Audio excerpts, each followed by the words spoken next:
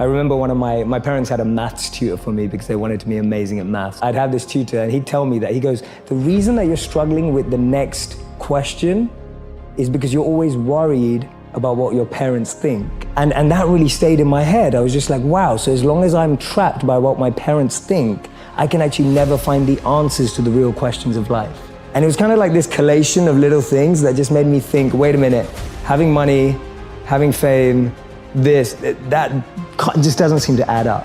And then meeting the monk kind of made that shift possible. And as I said, he was completely captivating. And then I found out that he'd given up jobs in Google and Microsoft to be a monk. And I thought to myself, who does that?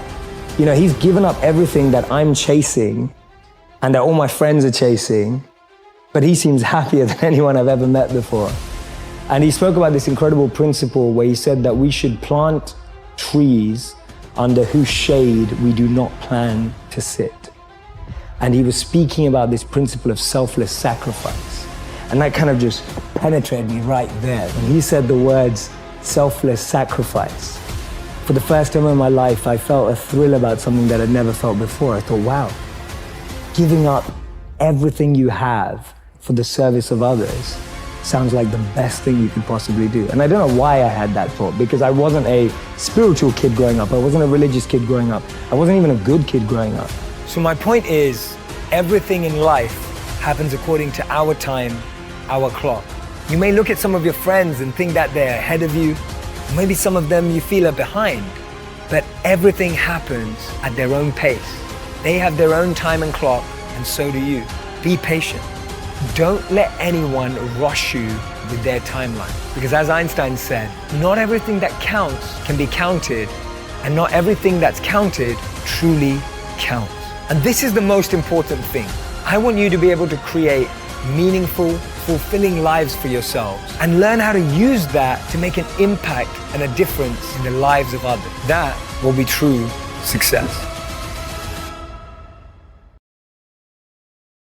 This is for anyone who has ever told that their idea would fail by their parents, by their teachers, by their bosses. For anyone who's ever heard the words, "It's not good enough."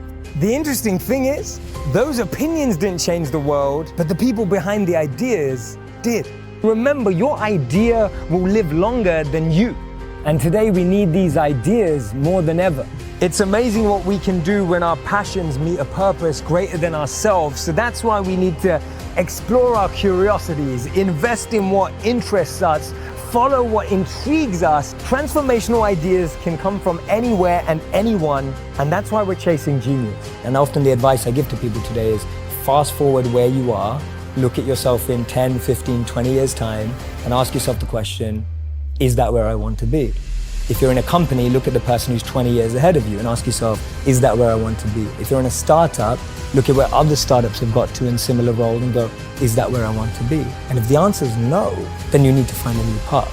So we live in this perception of a perception of ourselves. My identity is made by what my parents think I should be. While you're living in that bubble and that echo chamber, getting to what you really want to do is impossible. And I think so many people feel that way today. So that process of self-excavation first requires being exposed. You can't be what you can't see. If I never saw a monk, I would never have wanted to be a monk. If I never meet a billionaire, I wouldn't want to be one. Because I wouldn't know what that feels like. I don't know what it looks like. I don't know what it takes. And I think that's the biggest challenge of our society, that we're not exposed.